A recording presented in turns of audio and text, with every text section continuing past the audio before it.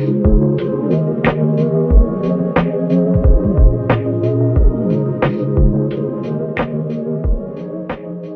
back to the London edition of the Parkour UK podcast. This is one of 4 podcasts with like what I think are the 4 generations of London Parkour. So you've got the young guys coming up a bit younger than you, the current kings of London Parkour, Team Phat, obviously Klaus, Guip here. That's how you pronounce your last name, right? Guip? I'm not sure myself. You I don't know myself now. No. It's like Wait, Guip. say your name. Klaus Guip. That's how I'd say Klaus it in English. Guip. But in Romanian, I would say like Klaus Guip. Okay. But I don't know if that's my name. I don't know where my name originates from. So. Either way, boss man, London OG, and you're definitely the driving force behind Team Phat. So it's awesome to have you here. And then the other 2 generations we're going to look at are the Run London generation and then some of the Super XXL guys. But I think London is undeniably like the most iconic city for parkour in the world, right? Yeah, but I think we're losing that reputation. Okay, so we're going to talk about why that is. And you guys are sort of the current guys in the game. But let's take it back a bit, because I met you the first time I went to IMAX. You know, the blue IMAX wall is the most famous parkour spot in the world, and people used to be there every single day training. People are still there a lot, but it's not quite what it was, right? Yeah. Right, so you were 13, I was just visiting, and I remember I met you and you took me on this like big London spot tour. It was super cool to meet you guys. So how long had you been training at that point? Do you remember what year it was? Because I've been training 8 years now. I calculated recently. Well, how old are you now then? 21. 21, right. So you've been training like 1 year then? 1 year, yeah. At that like point, that. mate, yeah. Unbelievable. How did you get started, like in London? Well, I used to do like inline skating Okay. at first, and then I just got injured, like really badly one time. So then I just got put off doing it, so I kind of stopped. And then I was just with my friend, and we watched like YouTube. So I knew about parkour like ages ago when I was like super young, same. but I didn't do anything about it. Like, I just used to skate, and then I did like when I was injured, I couldn't skate, so I did like a game of like stick with my friend. We must see it like on YouTube or something like that. So your first bit of parkour was a game of stick, like Yeah, like on his road. Okay. So but like on the curbs or what? Yeah, like on the curbs and some walls and stuff like that. So we just done that, and then we just started doing it more and more, and then I ended up meeting Ali. And then after that, I met Abdullah. We started going back to and just doing flips and stuff like that. Okay. But also before that, I went to like 3 or 4 parkour generations classes. Okay, so when I was like really young, like okay, so you did young. have like a little bit of that formal training before, but pretty much all of your like parkour growth was just on the streets with your mates. Yeah, basically everything. Okay, because that's almost a misconception. Like a lot of the older generations started that way, and now I think most people do some sort of lessons to get into it, but you absolutely don't have to, and both options are available. Like when I started, I was jumping around just on my own, and my mum like looked up a group in France where I was that were training, and they weren't exactly like teaching, but they kind of did like a sort of lesson training. But yeah, basically there's any route you want to get into the sport. Like it's so open. You could just rock up and start training with people. You could do lessons. Yeah. But in London right now, like what would you say is the way? Like if someone asks you, I mean, people must ask you sometimes. Like what do you tell them? Like the number one way I think is Sunday Super XXL. Okay. It's the best. Yeah. It's every Sunday. They're like way more organized than all the other training sessions in London. And they're all really friendly. So if you just rock up there, nobody's going to judge you, even if you just never trained parkour before. I agree with sometimes that. it's intimidating, you know, if you have like people that have been training for like 10 years. Yeah. And London, we have this like quite aggressive reputation. Yeah. So I think to get integrated into that is kind of hard. Yeah, I remember when I started parkour, it was kind of scary. Yeah, it was. People were quite savage. Like when you started, the Run London guys were like the big dogs, right? Yeah. Yeah, and there it was like, there was lots of rites of passage back then. And like you got to do this jump or do this. It was a little bit like masculine in that way. But I think it's much more accepting now. And so these, just to clarify, these XXL guys, they run a session every Sunday. It's a casual training session. There's no money involved, no lessons or anything like that. But you have the total range of practitioners there. You have really advanced all the way down to like beginners and everything in between. People that just train once a week. People training like all the time. But it's just sick, and we get on really well. And we'll have a separate podcast with them. But I think that as well, like I would potentially tell someone, go down to XXL, check it out. Like even if you don't train, just see what it's about, see what the vibe is. And then if you want to do lessons, do lessons. If you want to just keep coming. But yeah, At least in London, I think we're lucky to have that because that's probably like the most consistent session in the United Kingdom that's happening, like consistent group. And they built that awesome undercover spot for us in winter. And yeah, man, brilliant. No, I definitely agree with that. Let's talk about, so obviously Team Phat, like aside from Star, the big dogs, you guys are, and in London, you're definitely the guys. You're definitely the team. How did Team Phat come about? Like, so it started with me, Ali, Ronnie, and Abdullah originally, and one of our friends that doesn't train anymore called Seba. And then we knew that we wanted to do like a team thing, but we didn't really know what. But at that time, it was just after the first Run London video came out. So then we were really inspired by that. So then we're like, we only wanted to do edits, basically. That's all that we wanted to do. Yeah. Because this was before vlog. Like, I think this was also before Stora properly did vlogging. Yeah. So like vlogging like just chaps wasn't on tour and stuff. Yeah, and like, yeah. Back then, it was all about these 3-minute banger edits to music. That was like parkour. Yeah. So then we started filming this project for like maybe 6 months or something like that.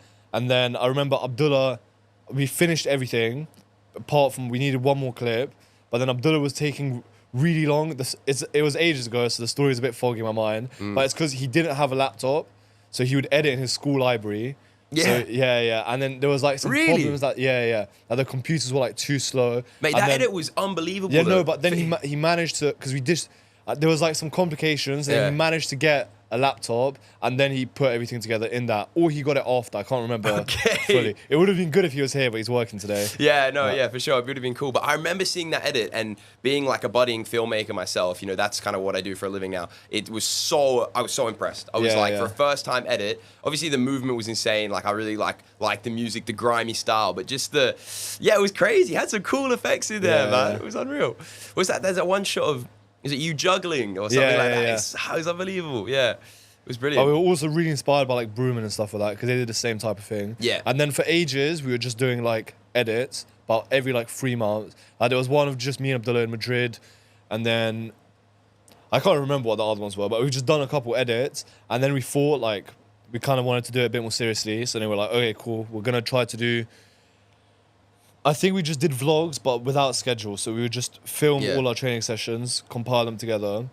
And then we basically just did that up until lockdown, like extremely inconsistently. And then, I don't know what stuff I can say about lockdown, but in lockdown, me and Abdullah weren't so obedient about the... you were making use of your 1 hour. Yeah, that's all right. So you got a lot of filming done in that 1 hour every day. We were making the most out of 1 hour every day of like exercise. So during that time is when we seriously started doing vlogs. And we were doing weekly every single week, basically. Mate, brilliant. And then how many years has it been now of like Phat?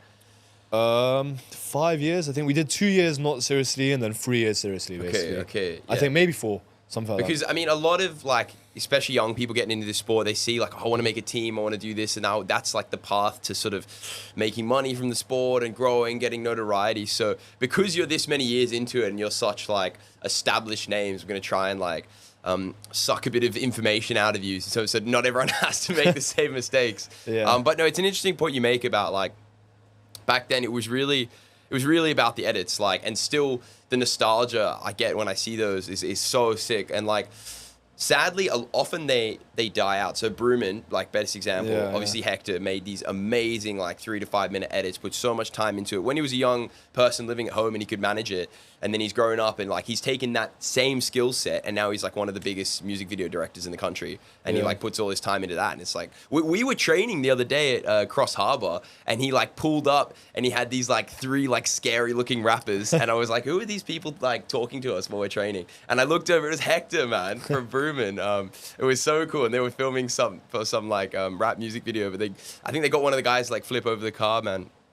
Yeah, no, it's sick. How valuable do you think those edits still are to this day? Like I feel like they died for a while, like, but now they're slowly coming back. You know, the bang edits. Yeah, I've been thinking the evenings about the edit style stuff recently, but I haven't come to like a complete conclusion as to like what my opinion is on it. Yeah. But I think the problem is that the edits need to be good. Like I think if everyone just starts just pumping out edits for the sakes of making edits, they're just gonna lose the meaning. But if they're like passionately made and the movement is hardcore and stuff like that, then I think it's really good. It's like 6 months of work for like 10 minutes. Well, right now we're planning to make another edit. Yes. That's our next move. Is it? Yeah. Because you've done what, like 3?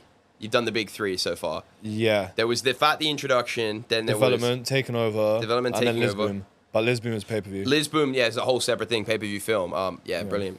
Okay, and you're working on another like London edit. Because there's like a specific aesthetic that we want to portray that is really, what's the word? Like it's very London style. Yeah. Where it's like the winter training when it's just hella cold outside. Yeah. And then like some days are wet, you've got like wet run up and stuff like that, wearing the hoodies. So we want to basically do a video in that style. Okay. Because a lot of our like sickest movements we've done have been in such like bad conditions. Yeah. Like it's just a weird, I don't know why it's always like that. It is. And it's good to be able to convey that. That's so impressive. That's what I was so in awe of when I came over from Australia. So I've been here like 7 years. But when I first came over to London, you guys, it'd be like, I'd just be freezing. I wouldn't want to train. I'd be super cold. The ground's wet. You'd turn up and do like the IMAX running pre, this like iconic sort of 13-foot jump, which is like now almost like a rite of passage. You do it as a warm-up and I'd be like, what is going on? Like, I think it's really cool to show that culture though, the griminess of it. Yeah. And London, especially with these XXL guys now, it's really nice, welcoming community. But back then it was kind of about like just turn up and get your work done, you know, listen to some hard music made by criminals and just go for it. Like, so I think it's cool to still have a bit of that culture there. Yeah, man, I'm so excited for you to. Have you started saving clips for that? No, because right now we're in the plan. We only decided to do this like 3 weeks ago. It was Abdullah's idea, and then so right now Abdullah is too injured to do it. So we're waiting for but he doesn't have anything too bad going on. So we just need to wait a little bit for that. We need to wait for Devon to get he's almost there to be able to do stuff. Yeah. But like with a project like this, it's just sketchy because the movement is really dangerous. Yeah. Like in Lisboom, everything I did, I thought like I might get injured doing this, but you just send it anyways. Yeah. So to have that mindset is pretty sketchy when you're already injured. Yeah. So that's an interesting point to make, and I think it's an interesting conversation as well about where the sport is almost trending. So like for a long time, parkour was very much about like training for longevity and like being safe and controlled. And it still is at every level except people really trying to push the traditional parkour movements because you can only sort of jump or Kong or whatever like so far safely, right? Yeah. And so now with the capstone projects, these new iconic videos coming out from Australia with some English people involved, like and a few other projects like Neophyte, and what you guys are doing, there is a level of, I would argue that parkour is normally not an extreme sport, but there is a level of it becoming an extreme sport when people are deciding to push it to those limits, you know what I mean? Yeah. Because I think it's almost an extreme sport when you're doing something and you accept a certain level of risk. Like there's always some risk, right? But normally it's like, oh yeah, I'll be all right? But when you're doing something like, okay, maybe I'm gonna get a little bit hurt here, I think it's just interesting to see. I still think that's not how most people train, and it's not definitely how anyone has to train. But I'm kind of excited about it because I think it's cool to see people push the limits, and I like to train that way as well.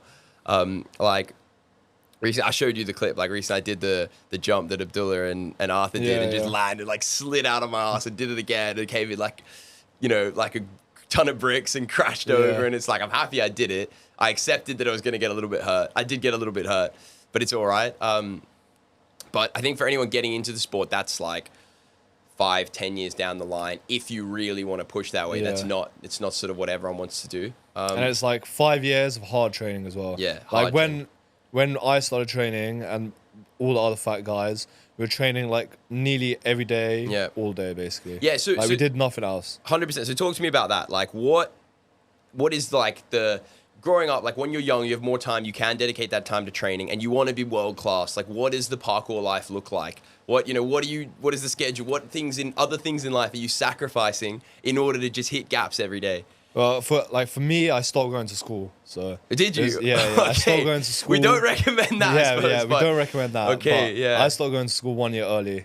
Interesting. Because I just wanted to train. Okay. But I used to so when I did go to school, me and Ali would basically both, because we went to different schools. Okay. But I would take my training clothes with me to school. Okay. I would go to school, finish at 3 p.m. and then just go meet Ali at our local station, which is like in between both our schools. Go to IMAX and just train. Like I remember there was this one period. You know Yo Sushi, the Kong Pri? I don't actually. The one next to St. Thomas where you do like Kong Pri up to the windowsill. Yes, yeah. Like there was one period where we really wanted to do that Kong Pri, So then we would just go every evening, and we could barely get halfway, but we would just drill that concrete like all evening basically, and then just go home. Just super goal driven. Yeah, like multiple days, and then we unlocked it at some point. And then, what was the process behind the IMAX running pre like? Because when you start training, it looks impossible, right? Yeah, it was.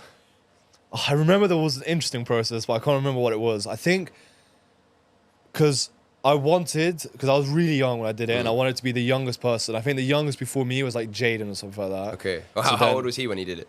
I'm not sure. I think he was like 15, 14, something like that. Okay, yeah. A second. No worries. Yeah, I was like, let me do this message, yeah? Yeah, do your thing. No, I find that super interesting because like I always have almost a comedic view on like what you need to do, and it's not necessarily true, but what you need to do to get really good at parkour and to live the parkour life. It's like you almost need to sacrifice socializing and like, I don't know, having a little boyfriend or girlfriend or whatever, like other sports, and you just need to entirely be obsessed with this. And like, you know, you do your school, and then after that, it's just focus on parkour. So it's cool to talk about that, especially now that you're past that and you're almost into this adult life, you know, and you've landed on your feet. You work like a cool like office job, and you also manage it with parkour. But did you think of what the process was like?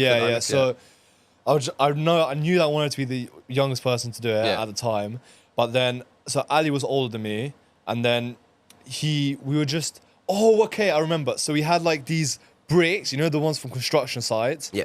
We used to have those, so we had it at Abdullah's house and at my house. Okay, yeah, like the big ones that you used to put the things into. Yeah, you put the fences in. Yeah. So we used to have those, and if you put them on grass, they're like really stable. And you like just kick them into the grass. Yeah. So we used to have them at Abdullah's house and at my house, and I used to go to Abdullah's house after school and then just rep out running prees. And I remember the first time I did 13.5 steps, I was like, oh my God, I'm ready for IMAX now. Mate. And it was like, it just unlocked it. And then we went one time, Ali did it and I couldn't do it.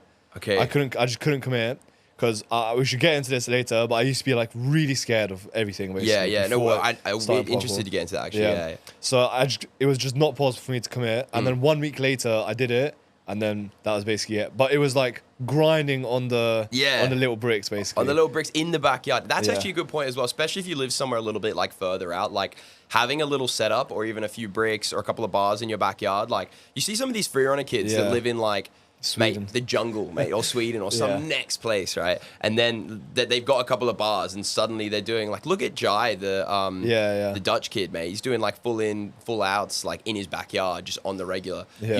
If you have the mindset and the motivation, and you got a couple of like, and you don't necessarily have the facilities, that is a good way to do it. Well, I mean, when I met Abdullah, he was already training like 4 years and I was training like 1. Okay. And he'd done it all on his own. Like really? Just training solo. Just in his garden and in his area, and that's it. Like, never to IMAX, never anything like that. And then I met him, and we went IMAX together. And the first times he went to IMAX, he could do, like, IMAX running pre, down as Kong. Mate.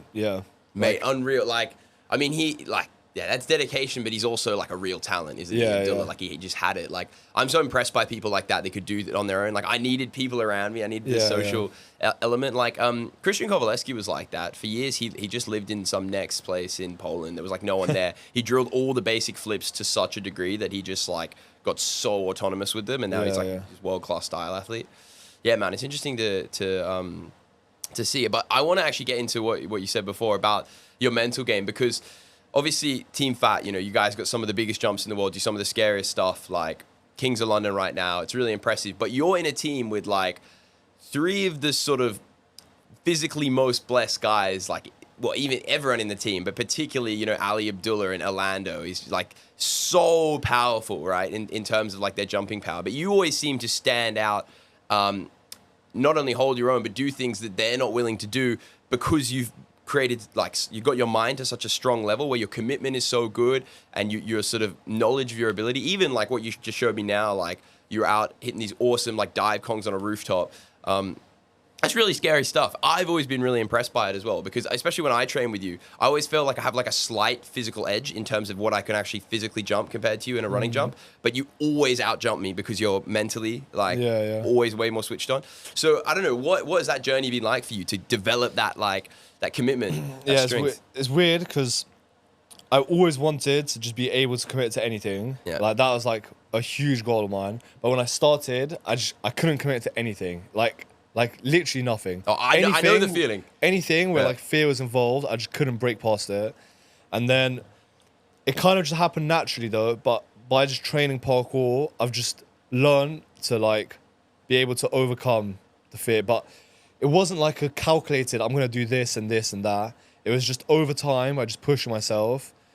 Eventually, now, like, if I physically know I can do something, it's, like, insanely rare for me to not be able to commit to it. Wow. Like, I can basically always commit to it, unless there's, like, a really weird move that I haven't done, or there's, like, a weird run-up where I'm scared to bail. Yeah. But... if it's clear-cut. Yeah, and if I want to do it enough, I can always do it, basically. That's no the other thing as well. If you, like, I've noticed that in myself, like, I've always struggled with this, but when you really want to do something... like, when I had this jump recently, I wanted to do it so bad that I just knew I was going to do it. Yeah, like, it was almost easier for me to commit. Like, that is the thing, is well, how much you want it.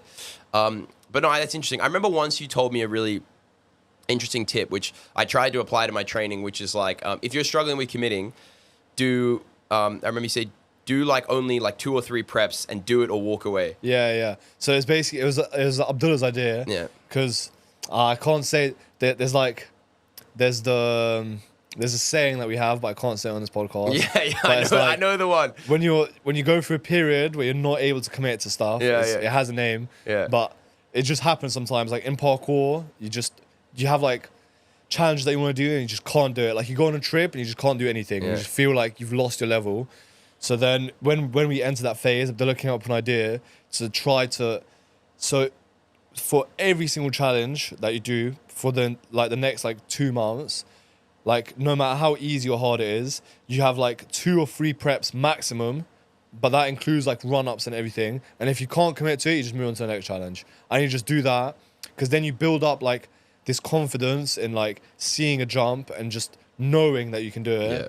And you like slowly build it up over, like at the start you just won't be able to do anything and you just have like complete trash training sessions. Yeah. But then over time, you'll start to train more like the stuff you're doing before, and you'll just be doing it quicker. Because I think in reality, for most things, you don't really need more than 3 preps. Like, it's true. Because you've already got how really many years of training. Yeah, like, you know what you're doing. It's a good point. Yeah. Like so many times, people will just be prepping the same thing over and over again. Yeah. But then if they commit, the outcome will never change. So there's no, like a lot of the time, you're just wasting your time with the prep. Unless it's something like really technical, like, I don't know, someone with like a strange run-up or like a move that you haven't done before. But like when I realized that, it made me want to be able to do stuff faster. Like now, I always commit to stuff in like 2-3 preps. Yeah, I was always kind of studying. I struggled so much with mental strength, you know what I mean, and commitment. And I'm probably at my peak now for it, and I've gone through a pretty heavy journey as well. But I was collecting data on like the best people. I was like, what do they do? What's the common denominator? And for me, it was like how quick they commit. They're terrified and they just get it done. You know what I mean? I mean, the probably the best example is Joe. Like Joe knows he can do something, and because when you go to commit to a jump, the door opens for like a second, you know what I mean? But then it closes, and you sort of try to like prep your way up and then eventually force your way to get through the door. But for Joe, like, or someone who's really advanced, like yourself, you know, in the right circumstances and things like that, when that door opens of like, oh, I feel it, you just go. And you don't let any doubt in. It's really impressive. Well, if I show you some of my clips on my phone, always on my first attempt, like the clip starts like halfway through my run-up. Because the person doesn't expect me to go, and I just go. I was literally in Brighton yesterday, and I had 2 clips that got started filming on the takeoff.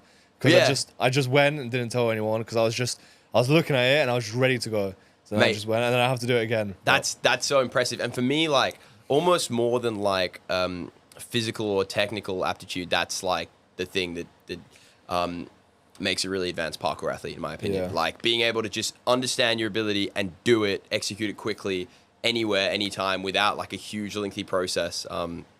I've definitely tried to improve at that. Like, I think, when we were in Basel recently, you thought I wasn't going to commit to the thing. It's a sick feeling to come up and like, to watch the clip and you're like, oh, I thought he wasn't going to do it. Like you do, obviously, like it's just better for your training. But you do also feel like a boss when people are like, oh, I didn't know you were going to do it, and you just do it. Yeah. And you have that like enigma. Like usually whenever I do something hard, like you can see if I'm going to do it. Like you just can tell, you know what I mean? So it's cool to be one of those people that just like, is he going to do it? Oh, I better film. Like, yeah. Do you reckon, so that 2-month block of like implementing that strategy, do you think that was like a turning point for you? Not a turning point, but it's just like a useful skill It's to useful, have. yeah. But you exit that phase anyways, even if you don't do this. But this is more like, because it just happens. Like it comes in waves. Like every 3 months, you're not gonna be able to commit, and then that's just how parkour is. Yeah. But it's just a useful skill to just be able to break it, like on command, basically. Yeah. But I think the main thing that broke it for me is just constantly pushing the fear, and then you lose like the feeling in your chest.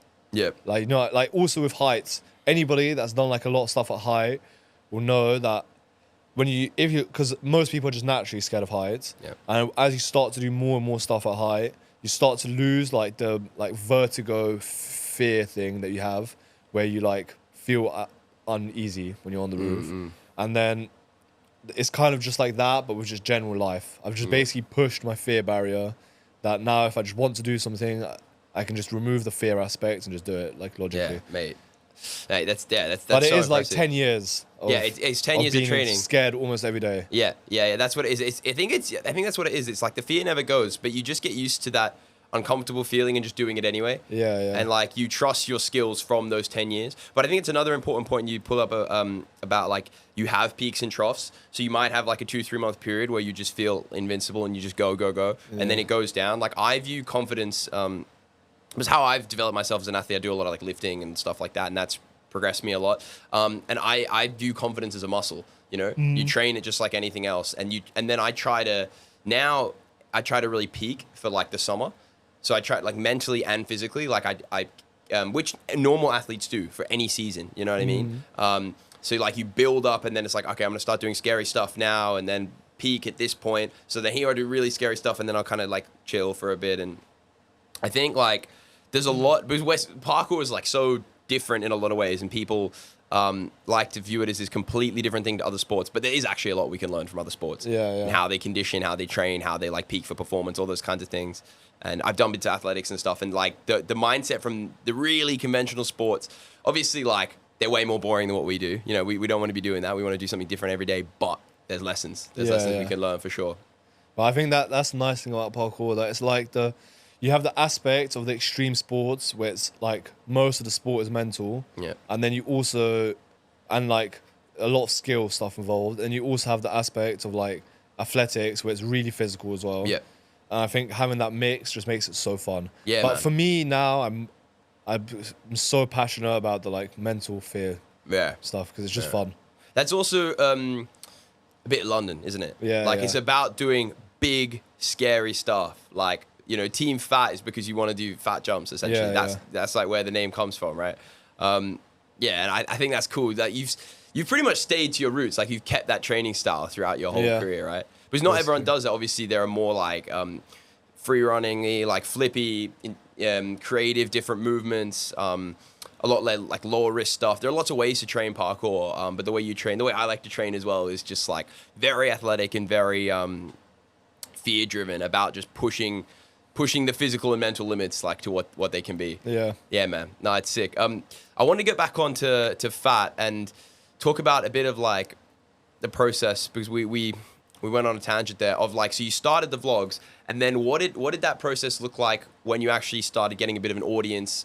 You know, you had what lessons were learned essentially through sort of the weekly videos, growing a bit of audience, becoming almost a little bit professionals with it. You know what I mean? Like what was that process like? Just because there are lots of people out there looking to do it, and let's help them out, you know? Yeah, well, number one, it's really hard. So if you want to start, just remember that it's a lot of work. Because you're basically signing up to a full-time, like there was at least 3 of us that were basically working like 40-hour weeks to get zero money.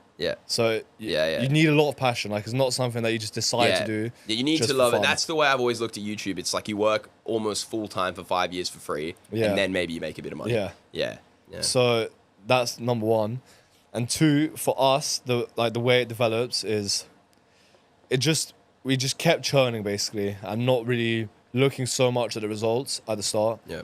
Because realistically at the start, it's hard to gain anything. We got lucky that we had, so there's like a classic YouTuber thing, I'm not sure if you know about it, but all of the like biggest YouTubers had like one like lucky viral video at the start. Yeah. Like, even Mr. Beast had it. Yeah. And we had it with introduction because we put like, so we've never, Phat was nothing, we had no Instagram, just Abdullah had Instagram. And then we had no YouTube, no nothing. We posted one video and then it got like 20k views. So we were like instantly hooked by that feeling of like having such the first little viral hit, isn't it? Like, I remember, and it was the first ever thing we posted. Then the next ones were like a lot lower than that. And then when we started doing the vlogs, it was just all doing like not too good, like 2,000k views. Yeah. No, like 1,000, 2,000 views. And then we just kept on growing it, and it was really steady growth. Like there was. The only big spike was when Abdullah broke his arms and we made that like video. 1 million. And we weren't even going to post that. Like that was just like, we were like, oh, we might as well just post this just to talk about it. And Abdullah posted it. But that was like one big spike, and then it was just gradual for the rest as well. Yeah. I mean, that's funny. Like, people are a little bit sadistic. Like, injuries do perform the best. Like, Dom's bail is the #1 most viewed reel on Instagram now. Apparently. Like, it's insane. You know, people love to watch people get hurt, which is a bit sad. No, but I think that is what I find is kind of the beautiful thing about YouTube as well. Like, it's so hard and it takes so long, and you need to love it. You're right. It's essentially working for free and hoping to get it into this position. But it is consistent. Like, you do always grow. Yeah. Like, there are varying degrees of it, but like if you're consistently making good stuff, you will just grow slowly. Like, you know, Schlappen have had that same like slow trajectory, and then eventually had like some spikes as well. And like Stora had a similar thing. Obviously, it was probably easier for them earlier on when there was maybe less content. But yeah, how long have you been doing the vlog thing then? I think 3 years, something like that. Okay. But this year we've barely posted any vlogs, just because a lot of us have been injured. Like some of us are working. To try to, because obviously when you be working on YouTube videos for 3 years, making zero money, as adults, you end up getting into some tricky financial situations.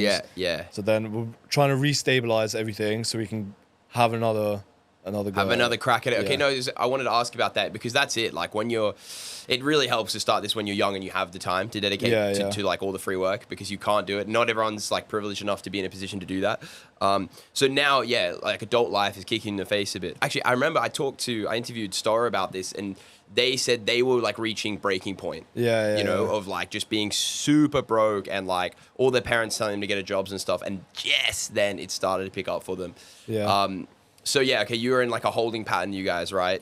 Yeah, I guess so. Just trying to restabilize everything. Like, I don't want to talk about other people in Phat when they're not here. Sure, But there's other people that are struggling like really hard. Just with adult life. Yeah, because they've been working for 3 years. And made zero money, basically. Like, we made a couple thousand, like every here and there, but it's not like we haven't made anywhere near enough to survive. And Yeah, no, for sure. I think it's tough. I think it's also like, I'm always a bit annoyed on your behalf, because I feel like in the last year, like you guys really picked up the quality as well. And like the videos like are really good. But it's weird. Sometimes you'll be on like this upwards trajectory and then it'll like plateau for a bit. But I think that's just how it works. Like, And also we've got this, for us, we've got a problem that, there's another, I guess, a tip, but if you're starting parkour videos, don't center them about doing the most extreme parkour possible. Because for us, if we're not doing something where we can potentially die, it just does so bad. So we just need to, we were getting to a level that was getting so extreme, like, that you're always trying to one up it. It's not sustainable. Right? Every week trying to do more extreme parkour. And I feel like it peaked at the alley running jump, which was like the biggest running jump ever. And that one did kind of go viral for you guys. But I know what you mean. Like, I think the way like Star and some people have done it is they've moved more away from that. Like, people come for the crazy stunts, right? But then they stay for the like the personalities, and then also get invested in little like competition formats and this and that. You guys have experimented with those. How much success have you found with those, like with the water challenges, or with building like the whole video around like a concept of like, we're trying to do this? They do really good, but we The thing is, we're not so passionate about doing videos like that. Right. Like, it's not like the most fun thing, and we don't really want to just, because you need to also be careful, because if you end up becoming big doing something that you hate, then you're just going to be stuck doing that, and you're going to hate what you do. So we want to make sure that what we put out is stuff that we actually enjoy doing.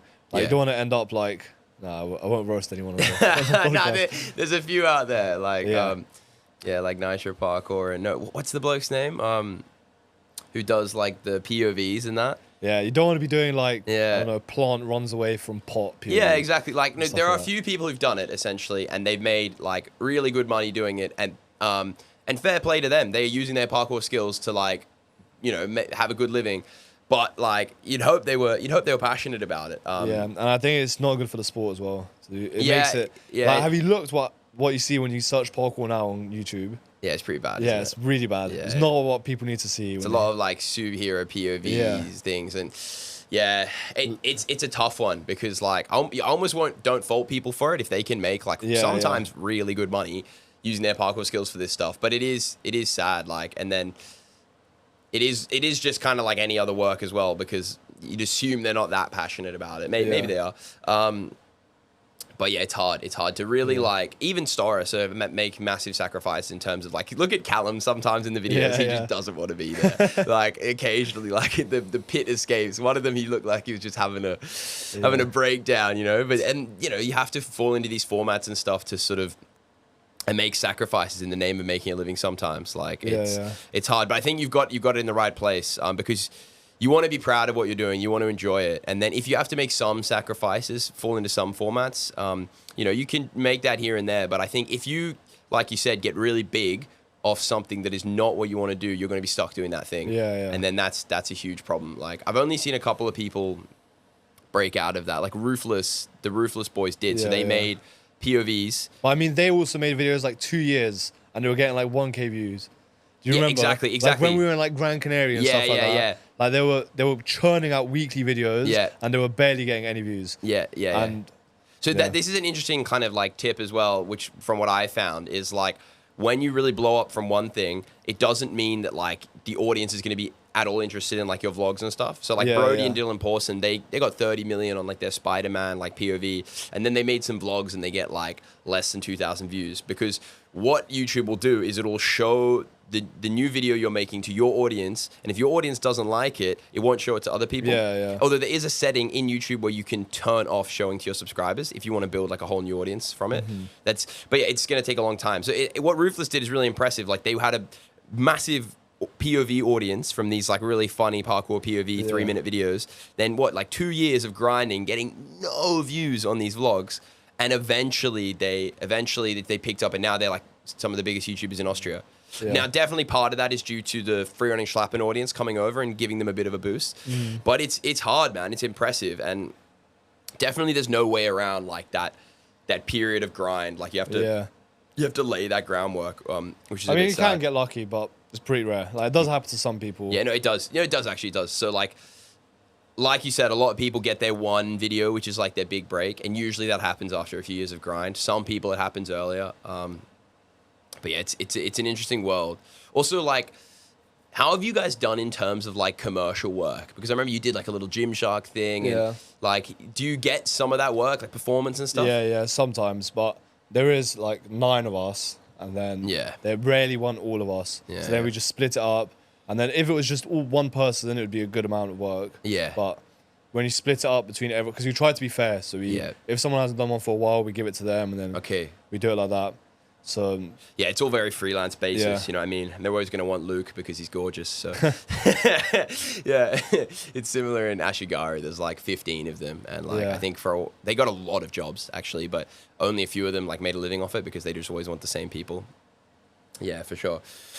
So what's the biggest one then takeaway from this journey so far with Phat? If you had to distill it into one little nugget, a little bit of info. What, like one bit of wisdom? Or one bit of wisdom. Come on, from Dr. Klaus. I think the main one is that if you just work hard enough, you can like almost do anything, but sometimes you just got to work so hard. for a long time for nothing. For nothing. Yeah, exactly. That is. But it will work at some point. If you don't give up and you're constantly learning, like as long as you're constantly improving and you do it consistently, at some point it will just work. Yeah. Because I think that's key, though. You can't just make the same and stagnate, make the same content. You need to get better. And it needs to be better quality. You need to engage people better. And if you're good at it and you are improving, then it is an eventuality. You'll either reach a breaking point where your parents kicking you out and like you're broke, or you make it, you know, or like to some degree. Or you just continue to die. Yeah. Exactly. At least you're chasing your whole life, so it's fine. No, that's cool. But then there is this. Obviously those are extremes. But then there is this like middle ground. So obviously like you're an adult now. Like you've got this job. You spend a lot of time working as well. But you're managing to train a lot right now as well. Well, with what I do, I have a lot of time. So and I work for myself, so I can just leave for a month if I want. Yeah, it's pretty good. See, that's an important point though. So I freelance as well, and that allows me to spend a lot of time an athlete. And honestly, if you want to be an athlete in most sports, unless you're like already like that's fully your full-time profession, you know what I mean? Even like athletics and stuff. If you're not like top 10 in the world, like most of these people are managing.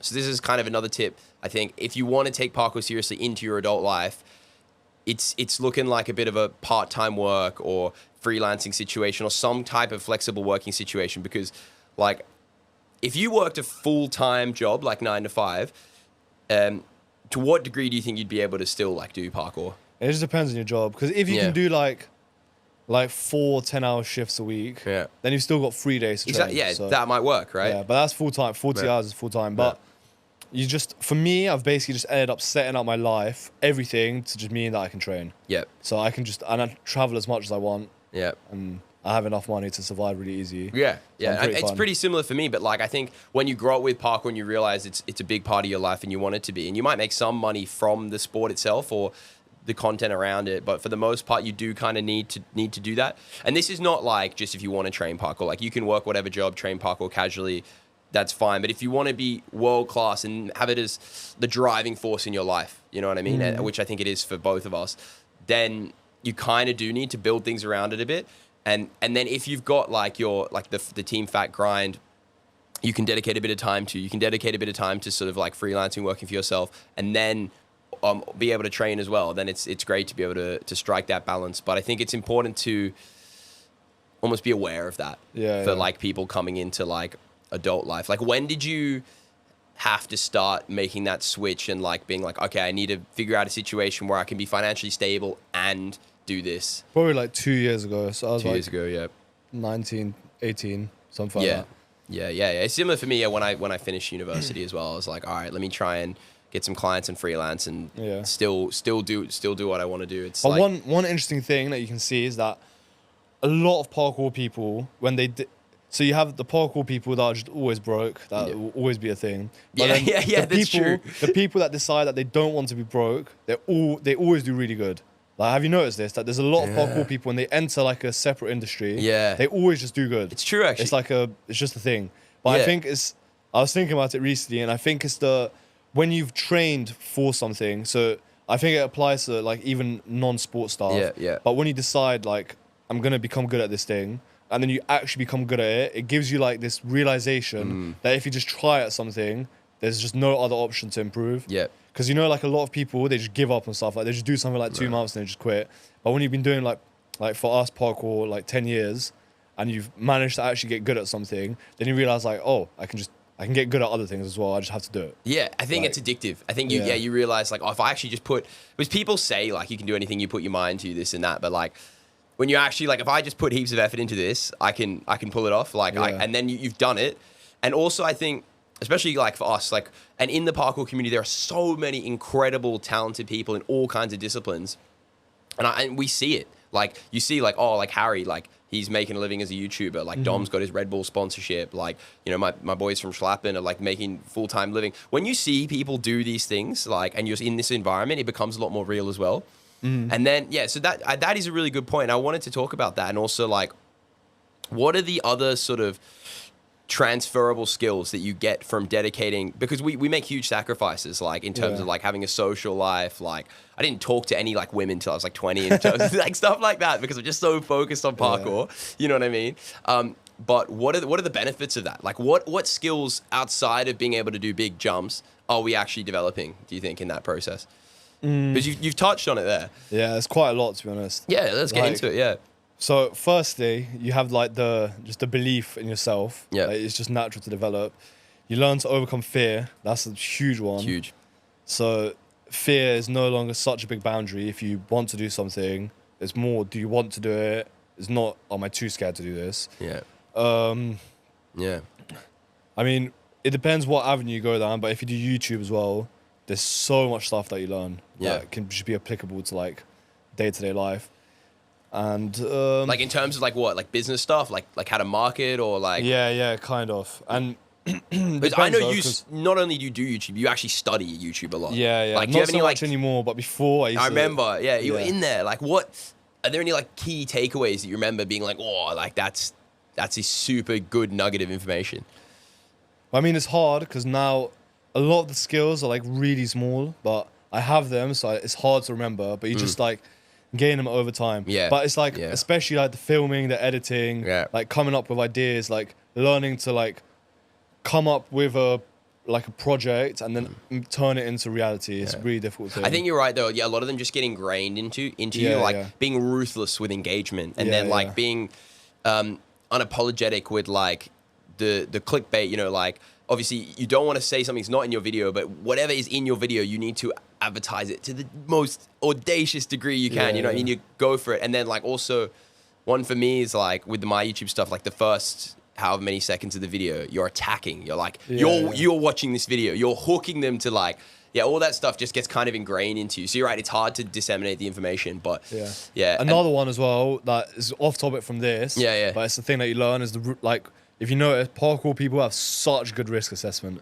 Like all of them have like insane risk assessment. Like when you see like muggles, which are like people that don't know, it's like people that it's don't a crude do parkour. term, that we use for people that don't do parkour. Like when you see them, like I don't know, going, like you know, like when people are just like out on a night out and then they just like go down on a bike down some stairs, and they just send it and they're like getting injured. Like if you try to make a parkour person do that, most of them would refuse because it's just so dangerous. I realized this with Orlando because he's so like analyzes the risk for everything.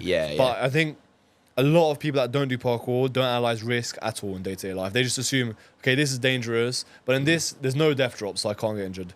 Do you know what I mean? No, like, I do know what you mean. And then we're almost, as a society, we're getting like kind of more and more coddled. Like, look how like playgrounds are like way less dangerous than they used to be. And so I think, I'm always a big proponent of making like playgrounds like high and dangerous and stuff. And like you need to learn risk assessment skills, and if you have to break an arm as a kid to do it, like over time. This is also like one of my biggest arguments against when a parent or someone will say like, I wouldn't want my kid to do parkour, I wouldn't want them to get hurt. Like essentially, especially at a young age, every kid does parkour. Every kid jumps around and stuff. And if you learn some of the basics, you're way less likely to get hurt because you know how to like manage yourself. Like most parkour athletes will always do stuff really within their ability and like be very calculated. There are exceptions where people are like what we call a bit sketchy, where they just kind of go a bit beyond what maybe they should. But for the most part, like people, I mean, you haven't had many serious injuries, have you? No. Despite like your insane ability to commit. I've had a lot of like small injuries. But one like thing, touch wood. That I've never gotten injured when I've committed to something like crazy. So far. Wow.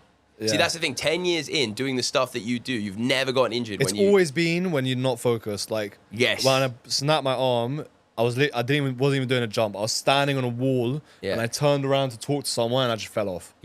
So and I've injured myself as well doing like stupid unnecessary stuff, like bruised heels and things like that, just from impact. But in terms of like actual severe injuries, you're right. When you've developed 10 years of skills and you know what you're doing and you're entirely focused and the fear focuses you as an athlete as well, then I agree. Like the chances, it's not impossible, of course, but the chances of injuring yourself are way lower. That's a super interesting point. Like I had this conversation with Dom. So Dom Tomato, obviously famous for insane sense. He has had some injuries, but most of his injuries, with one or two exceptions, but most of his big injuries, we can break down to him just not being focused or going like, just not taking the right steps. Like in Greece, he did that like flip to like this slanted wall and splat. But then he told everyone he was going to jump it, and he's like, "Oh, okay, I'm just going to flip it instead." But he even admits, like, I should have jumped it first to get the data that I needed to know how to do the splat. Or like another one, like he did front flip to roll bomb, right?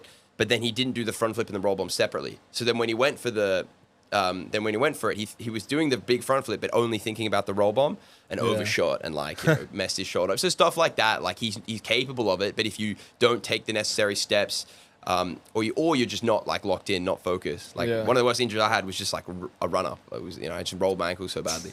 No, I think that's an interesting point because that's often contrary to what a lot of people would think, and I think that's also what distinguishes us from, even when you're training that a bit more intense extreme sports style.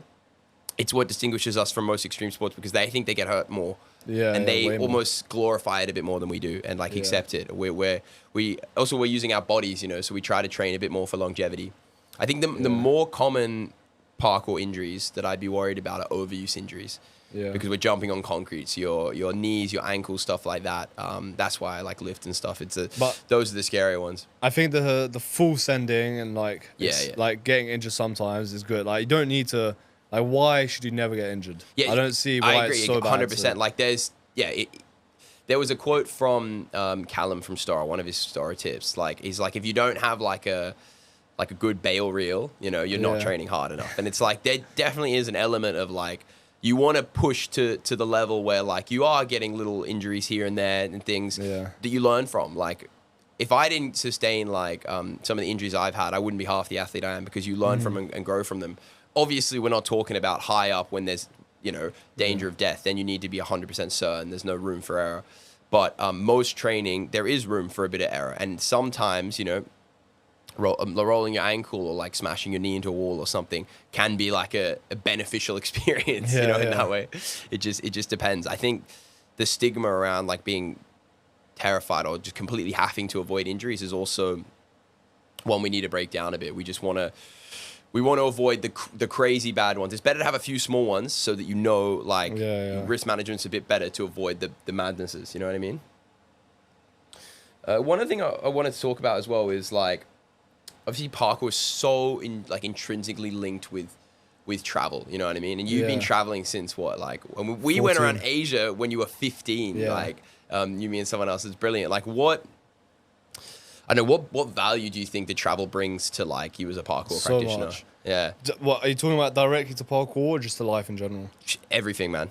Parkour is nice, obviously, because you get to go to new spots, and it gets really boring. Like even though we have London, it basically has unlimited spots. It does get boring sometimes. Yeah. And then you just want like a new change, and sometimes on trips the training environment is normally because it depends how you travel. Like the way I've traveled.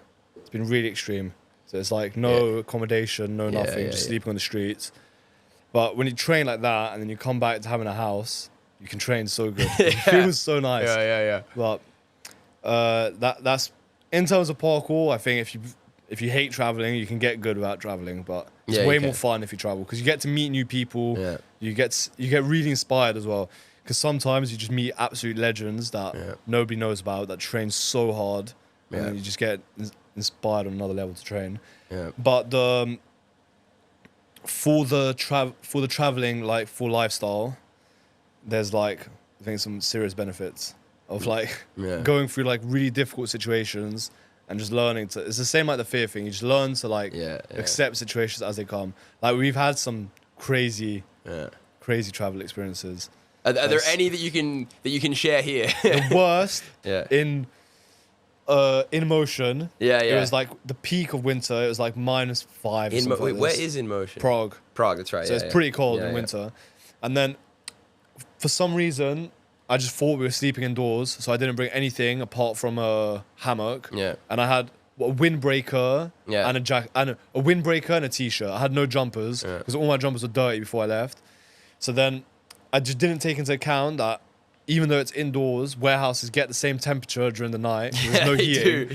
So then I was sleeping in my hammock. I was only there 3 days though, but the entire night I was like shivering, and I was scared that I was gonna get like hypothermia because it was like -5, and I was sleeping with just the windbreaker and trousers. Oh mate! And then Ronnie came and he emptied all of his clothes on top of me. Yeah. And then my upper body was warm, but then my back was still really cold because it was like in the hammock. Yeah, and that was a bad night. Like, I didn't sleep at all, basically. Hammocks as well, because hammocks, they get like wind under them. Yeah. So when I've slept in a hammock, like I put a mat in there, and that like creates a lot of insulation. But I only had the hammock and it's funny this, because like obviously travel's so big in parkour, but not only travel, like it's definitely like not for everyone, but a lot of people in parkour travel just in the most irresponsible way. Like just like, all right, we're going. I don't have enough money. I don't have like a place to sleep. I'm gonna stay in this parkour gym, you know, which sometimes you can do at events, or I'm gonna stay at someone's place, or you know, we're gonna like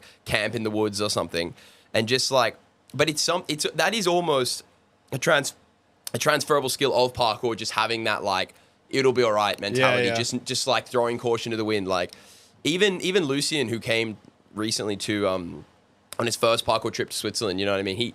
He like even though he'd never been on a trip, he already had that mindset of like it'll be all right. Like something about parkour just puts you in this position where you feel like you can do anything, and you can deal with any situation. Like I found myself as well in situations where you're sleeping like super cold, and like when we were in Brazil, we climbed this like we started at 11 p.m. and did a hike like all night, and then like slept 3 hours on top, and it was just I was freezing to death on top, and woke up at the sunrise. But like they're also some of the best experiences, and I feel like you do learn a lot from them.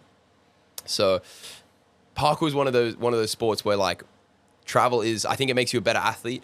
I think it makes you it obviously gives you incredible experiences, but it makes you a far more resilient person. Yeah. Because you go through like, sometimes like, depending on how you're traveling, you can obviously get accommodation, you know, there's nothing wrong with that. But like you still go through really trying experiences, come out the other side. And then I think for me, it's like, I have faith when I'm going into any situation, anything, like I have faith in my ability to do it. Like, even though I don't know what solutions are going to come on, but even this podcast, it's like my first time hosting a podcast. I don't know the whole time what we're going to talk about, but I have faith in my ability to just think of something on the fly in any situation. Well, you can't just learn that if you just send stuff, it's usually fine. Honestly, I think that is potentially like the best transferable skill of parkour. Like the braver you get in life and the resilience, you can just, you just go for it. Whatever it is, you'll always be scared. Like fear doesn't go away. You're always scared, but you go for it, and you develop an ability to deal with things and problem solve. And like, if you send it, you'll just be all right. Like I think it's sick, mate. I think that's brilliant. I also wanted to talk about. So we got the current London Parkour community, and like, how do you think it is, and how do you think what do you think was the best era of the community? Because I want to get into what makes a great community and what we've done good in the past and what we can do better. You know what I mean? Yeah. Well, what I think was the best, but I wasn't around. It was just before I started parkour. Okay. Maybe it wasn't the best, but the golden era. They call it. It appeared to be the best. Yeah. And then while I trained, the best was like probably 2018. Okay. Period.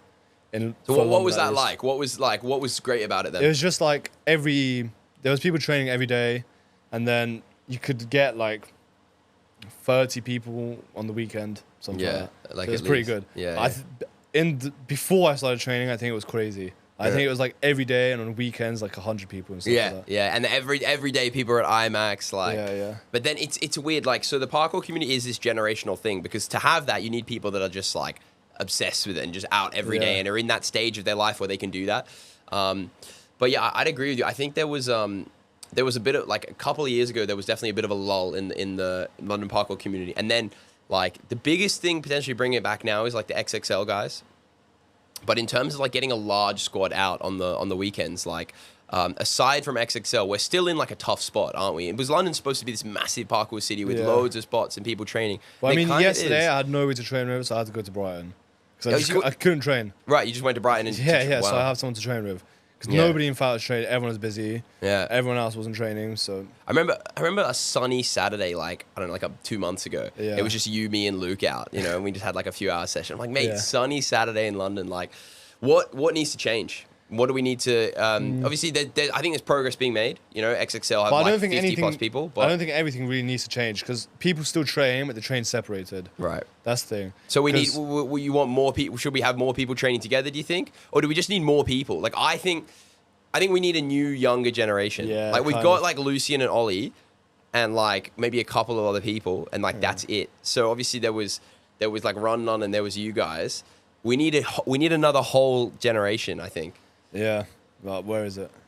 Where is it? You know, and so I'm gonna talk with them, and we're gonna see like what needs to happen to make that happen, because London is still amazing for training. There are amazing people training. It's very welcoming with things like XXL. We got some of the best spots in the world. It's probably still the most iconic city, but in terms of just like getting a large group out, like it's struggling sometimes. So I think definitely one of the things we want to look at with Parkour UK as well is like how are we gonna improve that. Another thing that I was speaking to as well, I was speaking to someone about it the other day, and he like my friend was basically telling me that he thinks it's also to do with the fact that in London, people like are kind of struggling. Like most people are struggling to survive financially.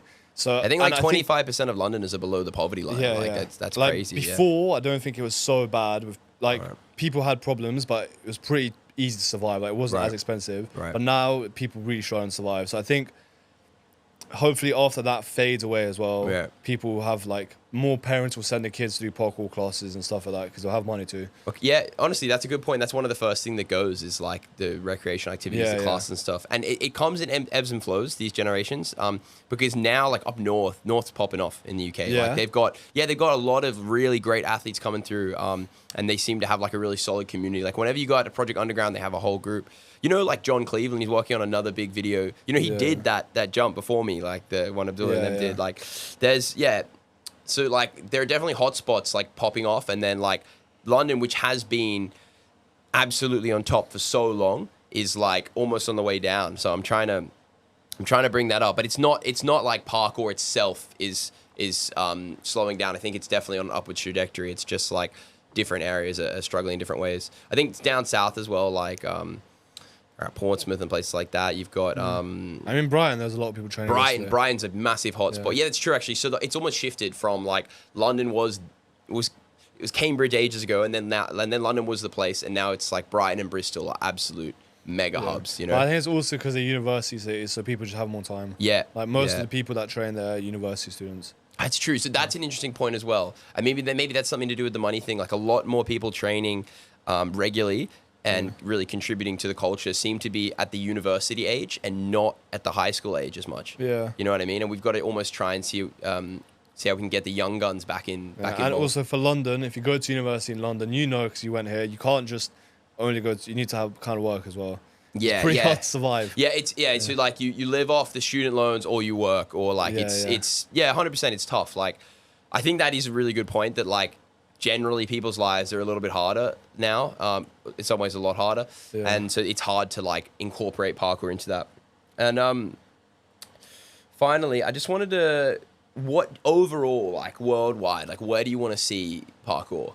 You know what I mean? Like, would you want to see like it in the Olympics, or like what kind of, you know, because the sport is still obviously quite small.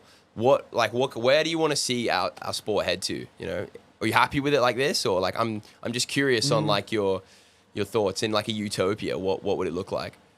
I don't know, because I think my opinion is pretty different to what most people would have. Well, that's why you're here. I like the hardcore grittiness of parkour. Yeah, so you like it being underground and like less well known. Yeah, kind of. Like, but no, I wouldn't mind. Like, I would like it to be on like a similar level to like rock climbing. Okay, like rock climbing has like industry and there's like money behind it. And they also have like the hardcore people that just free solo and stuff like that. Yeah. Like I like that stuff. Yeah. But yeah, I would just wish more people trained, because it's just annoying when I want to train. That's the main thing. Yeah. No, same. Exactly. So yeah, I guess we as Parkour UK need to sort of work on that, like how are we getting more people involved in the sport, and that's one of the main things we're focused on, to be fair. No, that's a really good point.